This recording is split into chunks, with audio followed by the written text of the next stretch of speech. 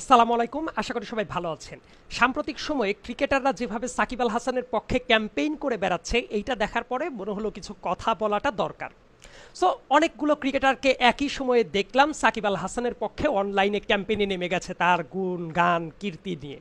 কেন এই কাজটা করছে এটা বোঝার জন্য, মানে এটা কোনো রকেট সায়েন্স না আসলে।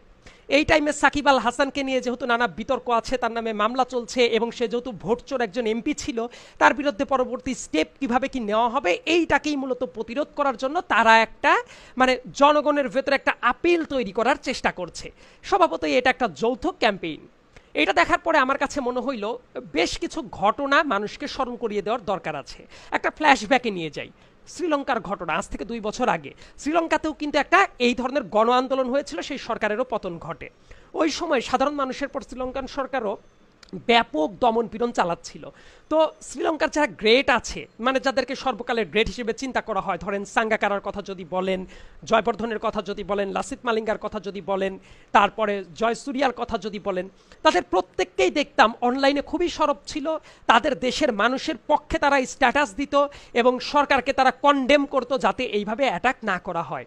তো বাংলাদেশের যারা গ্রেট ক্রিকেটার আছেন তাদেরকে এই কাজগুলো করতে দেখেছেন? বাংলাদেশে তো অনেক বেশি রক্তক্ষয়ী একটা গণ অভ্যুত্থান চলে গেছে, কয়েক হাজার মানুষ মারা গেছে, আরো কয়েক হাজার মানুষ যে হাসপাতালে এখনো কাতরাচ্ছে সেই হিসাবটা কিন্তু এখনো করা যায় নাই। ইনফ্যাক্ট বহু মানুষ আছে তারা জীবনে আর সাধারণ জীবনে ব্যাক করতে পারবে না। সো এই যে দেশের মানুষ এতটা ভোগান্তির ভেতর দিয়ে গেল, এই ক্রিকেটার যারা আছে তাদের প্রতিবাদ কি তাদের পক্ষে দেখেছিলেন কখনো? বা সাকিব আল হাসানকে নিয়ে যদি কথা বলেন, বাংলাদেশের সবচেয়ে বড় স্টার হিসেবে আপনারা তাকে বিবেচনা করেন, আপনারা তার ফ্যান হয়ে যায়, শেকিং আল হাসান হিসেবে পরিচালনা প্রচার চালান তার। সে কি করেছিল? সে তো একটা সিঙ্গেল ওয়ার্ড কোনো দিন দেশের মানুষের পক্ষে, ছাত্রদের পক্ষে লেখার প্রয়োজনীয়তা অনুভব করে নাই আসলে। বরং সে তো এই মাফিয়া বিগত স্বৈরাচারের সে সরাসরি দোসর, সে তাদের ভোটচোর এমপি, সে তাদেরকে প্রচার করে বেরিয়েছে। সে কিভাবে এই কাজগুলা করবে? আর সাকিব আল হাসান দেশের বাইরেও যখন ছিল, অনেক মানুষ যখন তার কাছে আপিল করছিল কথা বলার জন্য, সে সেটাও কোনোদিন করে নাই। তার কারণ কি জানেন? সে এই দেশ এবং এই দেশের মানুষকে সে গুপ্তকুন্তল দিয়েও গুনে না। গুপ্তকুন্তল মানে কি বুঝিয়েছে আশা করি আপনারা বুঝেছেন। কারণ তার ছেলে মেয়ে যারা আছে সবাই আমেরিকায় থাকে, সেও আসলে এই দেশকে ওন করে না। এই দেশটা হইল তার ইনকামের জায়গা, ইনকামটা করবে, বাকি জীবন অন্য জায়গায় বসে আরামাইসে কাটাবে, দ্যাটস ইট। আপনারা তাকে নিয়ে এই যে এত আইডলাইজ করেন, এটার জায়গাটা কি হয়েছে জানেন? আলটিমেটলি সে নিজেকে মনে করেছে সে দেবতা, সে যাই করুক না কেন আপনারা ওই যে savage Shakib Al Hasan savage savage করে তুলে নিবেন, এবং সে এই জায়গাতেই সে আশকারা পেয়ে গেছে, আমি যাই করি কিছু ফ্যান তো থাকবেই আমাকে তালি দিয়ে বরণ করে নেওয়ার জন্য। তো ক্রিকেটাররা যারা আজকে এই কাজটা করছে, এই ক্রিকেটারদের ভেতরে অনেকেই সাকিব আল হাসান যখন ভোট চোরের ইলেকশনে পার্টিসিপেট করলো, স্বভাবতই বোঝার কথা ওইটা তো কোনো ফেয়ার ভোট ছিল না, দেশের জনগণের সাথে একটা প্রতারণা করা ছিল। তো সেই ইলেকশনে অনেক ক্রিকেটার সাকিবের প্রচারণা চালাতে গিয়েছে না? এই যে সৌম্য সরকার, তারপর রুবেল, ওই যে অপু থেকে শুরু করে আরো অনেকেই প্রচারণা চালিয়েছে। সেই সময় আমি ফেসবুক পোস্টে এগুলোর প্রতিবাদ করতাম। অনেকে আবার তখন শেকিং আল হাসানের ফ্যানরা এসে প্রতিবাদ করতো, ওই আপনি ওনাকে দেখতে পারেন না এই জন্য লেখেন। চিন্তা করতে পারেন, দেশের মানুষের ভোটাধিকার হরণ করে নিচ্ছে, সেটা নিয়ে মানুষের মাথা ব্যথা নাই। যে আরাই কাজটা করছে সেই মানুষটা যেহেতু সাকিব আল হাসান, স্টিল তাকে প্রমোট করতে হবে। এত বড় গান্ডুপনা করার কালচার আমাদের ভেতরে ছিল। তো মানুষের সেই মোহটা কিন্তু ভেঙে যেতে বেশি সময় লাগে নাই।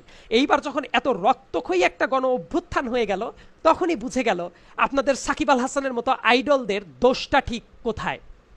আর এই যে যারা তাদেরকে সেভ করার চেষ্টা করছে, প্রোটেক্ট করার চেষ্টা করছে, আমি বলছি না যে হত্যা মামলা যেটা হয়েছে সেটা জাস্টিফাইড, এটা খুবই মূর্খতার একটা পরিচয় হচ্ছে। সাকিব আল হাসানের বিরুদ্ধে জেনুইন অনেক কেস দেওয়ার জায়গা আছে, সেগুলো একটু পরবর্তীতে আমি আলোচনায় আসি। কিন্তু এটার জন্য মিথ্যা মামলা করার কোনো দরকার নাই। সাকিব আল হাসানের যারা ওই যে প্রমোশন করেছিল ইলেকশনের ভেতরে, এবং যারা বর্তমানে প্রমোশন করছে, তারা বোধহয় একটা জিনিস জানে না, বাংলাদেশের স্পোর্টস দুনিয়ার লিজেন্ডদের ভেতরে একজন ফুটবলের আমিনুল ইসলাম।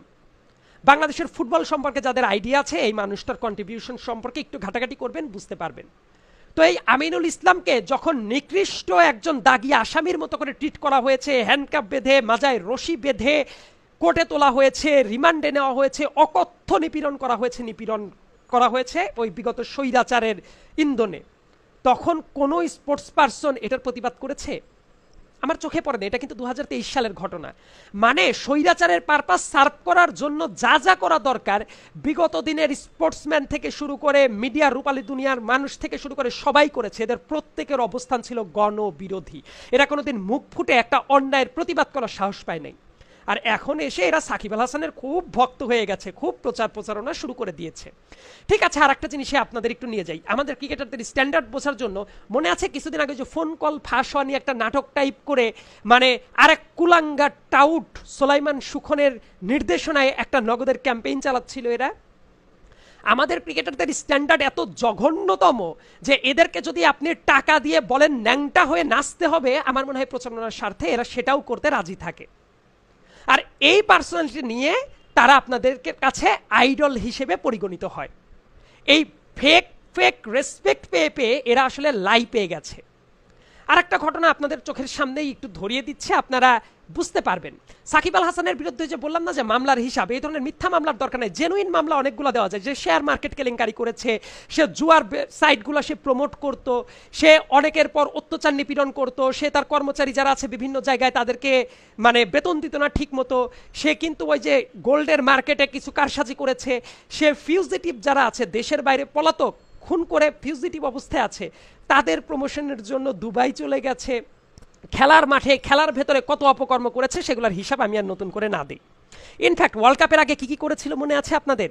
এত ব্যর্থ একটা ওয়ার্ল্ড কাপ শেষ করে আসার পরে যে তদন্তটা করার জন্য একটা কোর্ট অফ ইনকোয়ারি খোলা হয়েছিল, সেটার রিপোর্ট পাবলিকলি কেন প্রকাশ করা হয় নাই? তারপরে টি-20 ওয়ার্ল্ড কাপে গিয়ে কি পারফরমেন্সটা দেখাইলো? তারপরেও আপনারা আছেন আপনাদের শেকিং আল হাসানের স্যাভেজ নিয়ে।